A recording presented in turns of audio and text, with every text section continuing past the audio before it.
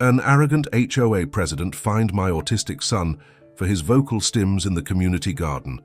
But he didn't know my wife was a district attorney. What started as discrimination turned into a battle for the rights of special needs children. Through tears and triumphs, we discovered unexpected allies and forever changed the community rules. A story of family love that will touch your heart. Leave a like, subscribe, and comment where you're watching from. Can you believe a piece of paper could turn my life upside down? Because that's exactly what happened when I opened my door on what should have been a peaceful Sunday and found the HOA president, that type of man who looks like he's swallowed a broomstick, holding a paper with an expression that mixed satisfaction and false concern. A fine for disturbing the peace. And do you know who the supposed disturber was? My 12-year-old son, diagnosed with autism. His crime? Making repetitive sounds while playing alone in the community garden. In that moment, something inside me exploded. It wasn't just a paper with absurd amounts. It was a declaration of war against my family, against my son, against everything we had built with so much sacrifice. Maybe I should start by explaining who we are. I'm Mary, 67, a retired engineer, methodical, analytical, and, as my wife always says, stubborn as a stuck door. These characteristics that made my career take off intensified when I became the mother of a special needs child. And my wife? Helen, 65, a district attorney, specializing in human rights. Irony of fate? No, I call it poetic justice. The setting for this battle is Willow Creek Estates, one of those places where the grass is cut with mathematical precision, where children have scheduled playtime, and where silence is worth more than gold. We moved there 6 months ago after I retired, seeking security and tranquility for our son, Michael. The fees are breathtaking, but the amenities, security, and location were supposed to compensate. What a big mistake. Nothing prepared us for what was to come. I confess I was paralyzed when I read that fine. Repeated noise disturbance in a common area, in violation of Article 47 of the bylaws. $500 for sounds made by an autistic child in the garden on a Sunday afternoon. I took a deep breath, trying to control the wave of indignation rising in my throat. "Are you aware that my son has autism?" I asked, holding the paper tighter than I should have. He adjusted his tie, the way arrogant people do when they feel cornered. "Rules apply to everyone, without exception. We've received 3 formal complaints from residents. Your son needs to conform, or you need to better control his behavior in common areas." Control. As if my son were an appliance that could be adjusted with a remote control. As if 12 years of therapies, appointments, sleepless nights, and adaptations could be summed up in that small, cruel word. Control. "You will receive our response shortly," I replied, closing the door without saying goodbye. My hands were trembling, not from fear, but from rage. A primal rage, the kind only mothers know when they see their children threatened. That night when Helen came home from work and found Michael asleep and me holding that crumpled paper in the kitchen with a cold cup of tea in front of me, she immediately understood that something serious had happened. After reading the fine, she remained silent for exactly 30 seconds. I counted everyone. Then, with the serenity that only someone who deeply understands the workings of justice possesses, she said, "They picked the wrong family to mess with." And so our saga began. A saga that many families with neurodivergent children live through, silently swallowing humiliations, modifying routines, apologizing for their children's existence. But not us. Not this time. Our first action was simply to ignore the fine, a naive strategy, I admit. Less than a week later, we received a formal notice demanding payment within 48 hours. Otherwise, the case would be brought before the next HOA meeting. The pressure increased when we noticed some neighbors started avoiding the elevator when we were with Michael. Do you know what it's like to see your child realize he's being rejected, even without fully understanding why? He asked me one night, with that piercing sincerity characteristic of autism, "Mommy, why do people leave when we get in the elevator? Do I smell bad?" My heart broke into a million pieces in that moment. Helen tried the diplomatic route first. She scheduled a meeting with the HOA president, let's call him Mr. Thompson, because he insisted on the Mr. before his name. even though his business administration degree didn't quite confer that title. She patiently explained about autism, about constitutional rights, about the Americans with Disabilities Act. She showed reports, evaluations, Michael's medical history. His response? I understand your situation, but the rules exist to ensure collective well-being. Your son needs to conform, or you need to move out. Conform. That word again. As if it were an option, a choice. As if we could ask Michael, son, please be less autistic in the garden. It's bothering Mr. Thompson and his clique of retirees who can't stand being reminded that different people exist in the world. School break began, and without the school routine, Michael became even more anxious. His auditory stims, those repetitive sounds that help him process the world, increased. We started getting dirty looks at the pool, the playground, even in the entrance lobby. It was as if we had an invisible sign. Inadequate family. Keep your distance. It was during this period that we found our first ally, Ms. Carroll, a 78-year-old widow who lived in the next building. One particularly difficult afternoon at the playground, when Michael was especially stimulated and I could already feel the looks of disapproval burning into my back, she slowly approached with her cane. Braced myself for another criticism, another plea to control my son. Instead, she sat down next to me and said with a surprisingly firm voice, my grandson is also autistic, level 3. Don't let them make you feel like your child doesn't belong here. Those idiots will learn sooner or later. It was like a glass of water in the desert. I wasn't alone. And if there was one Ms. Carroll, maybe there were other people in the community who understood our reality. We needed to find them. Meanwhile, Mr. Thompson intensified his intimidation campaign. We discovered that additional cameras had been installed, strategically positioned for areas we frequented. The official justification in the community bulletin?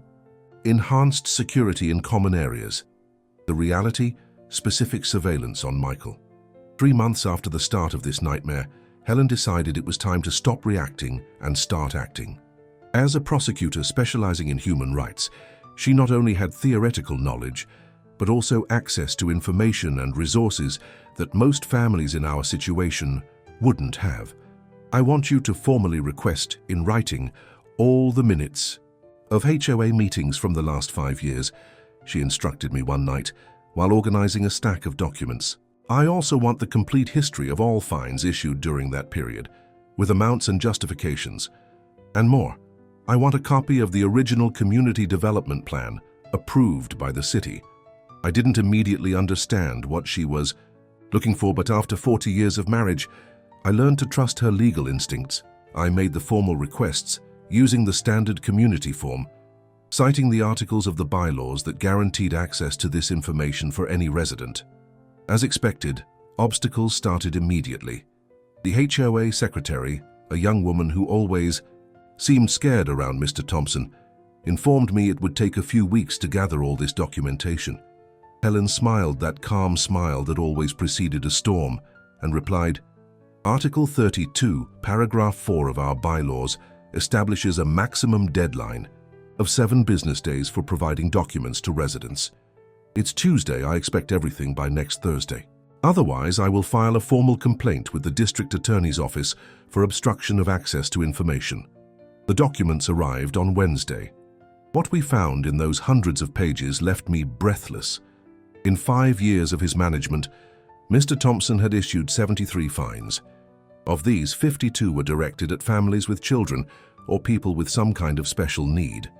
More seriously, we discovered that the community had received 3 years prior a notice from the city regarding the need for accessibility modifications with a 180-day deadline for implementation.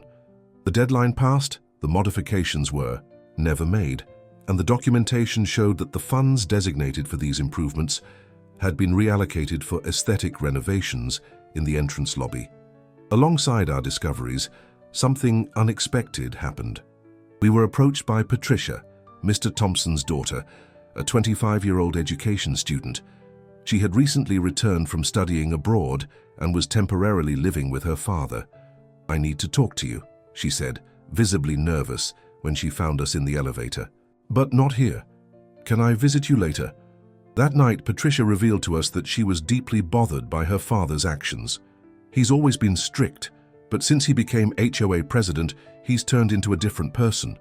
When I found out how he treated your son, well, I couldn't stay silent. I'm studying educational inclusion. I know the importance of welcoming environments for neurodivergent children. Patricia became our inside informant, sharing details of the private meetings her father held with his inner circle, a group of 5 residents who practically controlled all the community decisions. 5 months after our saga began, we organized an event that would forever change the dynamic of Willow Creek Estates. With the help of Ms. Carol, Ms. Evelyn, and Patricia, we hosted a lecture on neurodiversity in the community clubhouse.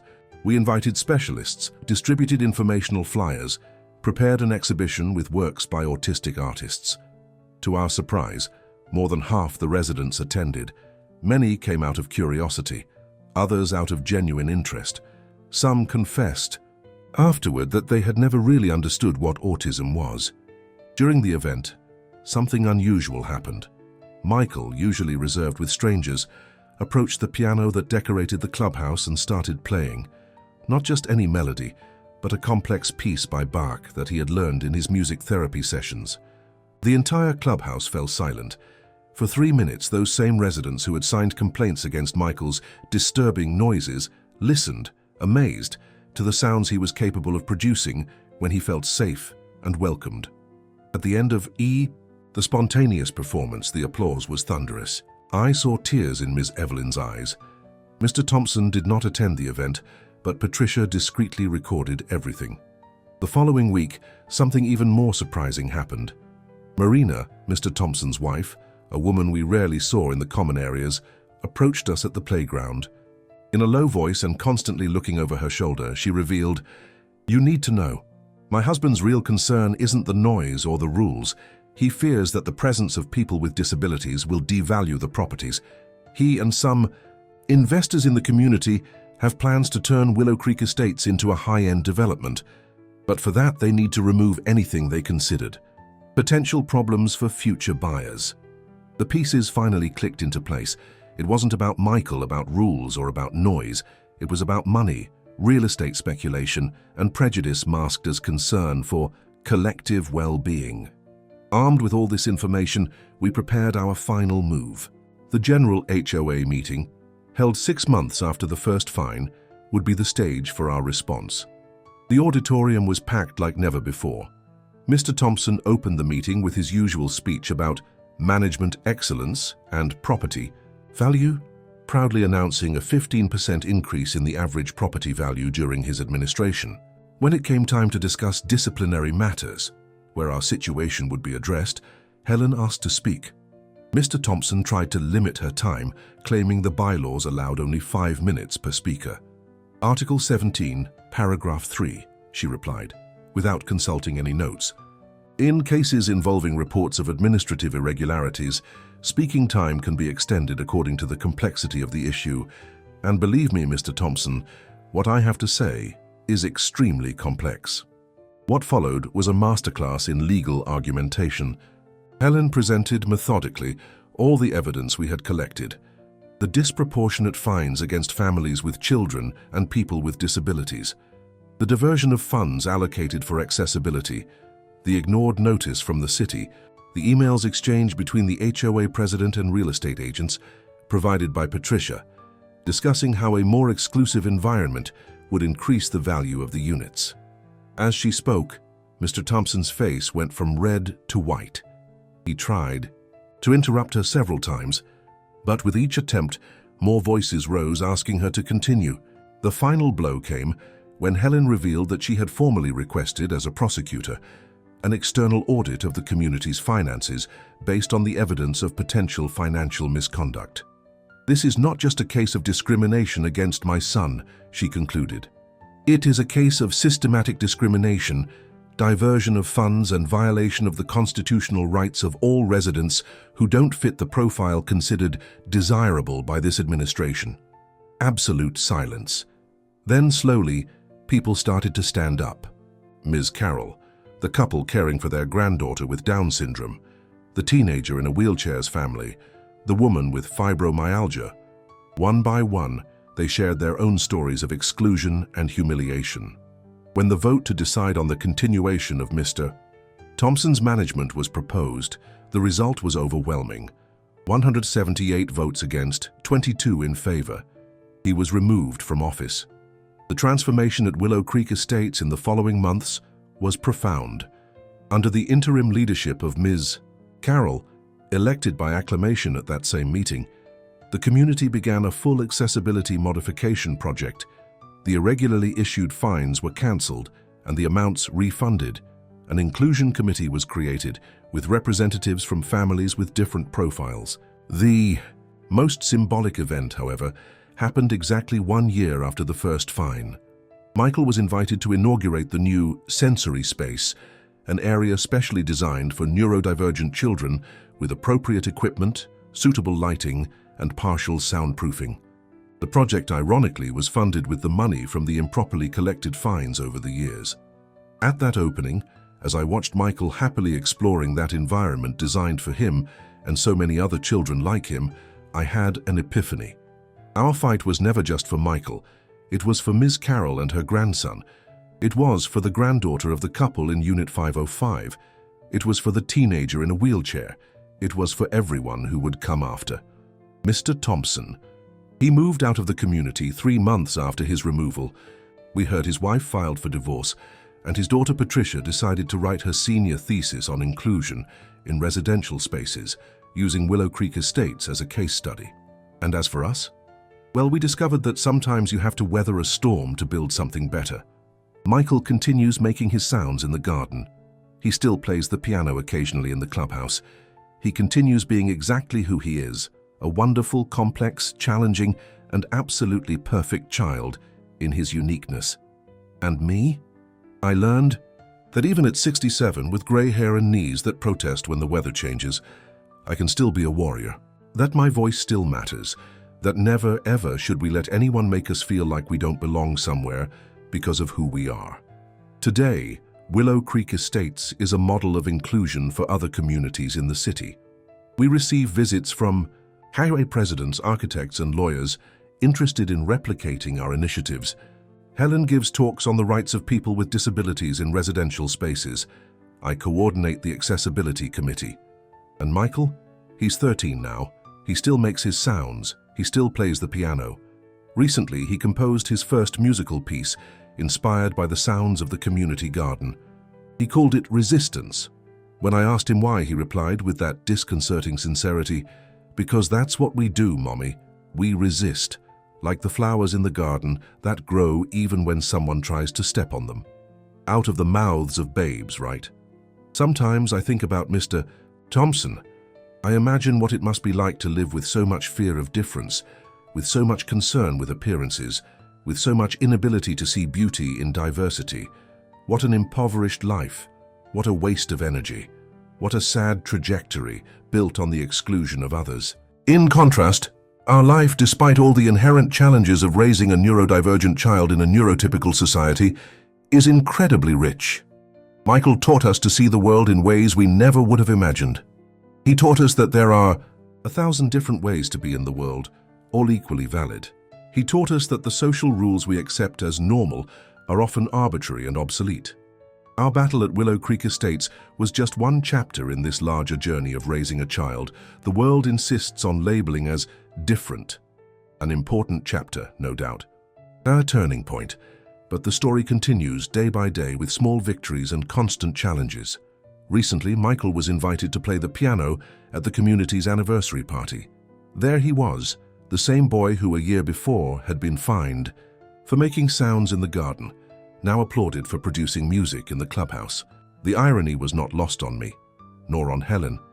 We exchanged a knowing look as he played, knowing exactly what the other was thinking. It was worth every battle. And if there's one lesson I've learned in my 67 years, intensified by this experience, it's that justice rarely comes without a fight. That inclusive spaces rarely emerge spontaneously.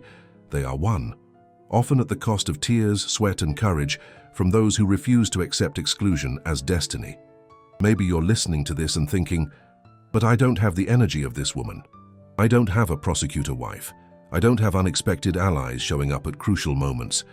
And that's okay. Not all battles need to be fought the same way. Not all paths to inclusion are identical. The important thing is not to accept the unacceptable, not to normalize exclusion, not to silently swallow what should provoke indignation. Because every time we stay silent in the face of injustice, every time we look away, every time we get out of the elevator when a different child gets in, we are complicit in building a world where some people are considered less deserving of space and respect. And no HOA fee, no property value increase, no amount of peace and quiet justifies that. Today, when I walk through the garden at Willow Creek Estates and I see diverse children playing together, some talkative, others quiet, some neurotypical, others not, I feel a pride that transcends any title or professional achievement I've ever had. Because this garden, this small patch of land with perfectly manicured grass and carefully arranged flowers, stopped being a place of exclusion and became a microcosm of the world we want. Diverse, inclusive, where different ways of existing are not just tolerated, but celebrated. And maybe that's how big changes happen. Not all at once, but garden by garden, community by community, neighborhood by neighborhood. Ordinary people, like you and me, deciding they will no longer accept exclusion as the norm, deciding they will reach out instead of turning their backs, deciding they will amplify voices instead of silencing them. Recently, a new family moved into the unit next door to ours. They have a daughter with Down syndrome. On the first day, the mother was visibly tense taking the girl to the playground, probably already anticipating the looks, the comments, the exclusion. I know that feeling well, always being on high alert, always ready to defend your child, always expecting the next insensitive comment or disapproving glance. Instead, she was greeted by Ms. Carroll, by me, by other families who immediately included her daughter in the games. I saw her shoulders visibly relax. I saw the surprise in her eyes. Later, she confessed that she had researched several communities before, choosing ours precisely because of the reputation for inclusivity we had developed. Imagine that, a place being chosen not despite its diversity, but because of it. A place where difference is not seen as a problem to be hidden, but as a value to be highlighted. That for me is the real victory, not just having won the right to exist in our own space, but having transformed that space into a refuge for others who, like us, are tired of apologizing for their children's mere existence. And if you're wondering if all this effort was worth it, if it wouldn't have been easier to just move somewhere else at the first sign of hostility, let me answer with absolute certainty. It was worth every tear, every sleepless night, every uncomfortable confrontation. Because we didn't just fight for Michael. We fought for all the children who will come after. We fought for a world where no one has to ask permission to exist. We fought because, as Helen says, justice is never a waste of energy, even when it seems impossible. And if you are facing your own battle right now, whether it's with an authoritarian HOA president, an exclusive school, a public space hostile to neurodiversity, know that you are not alone, that there are other mothers, fathers, families, allies who understand exactly what you are going through, that your fight matters, that your voice matters, that you and your child have the fundamental right to occupy space in this world without apologies, without concessions. Because in the end, there is nothing more revolutionary than unconditionally loving a child the world insists on seeing as a problem. There is nothing more powerful than a mother determined to create a more just world for her child. And there is nothing, absolutely nothing, that an arrogant HOA president, a discriminatory set of bylaws, or an exclusionary society can do to stop that force.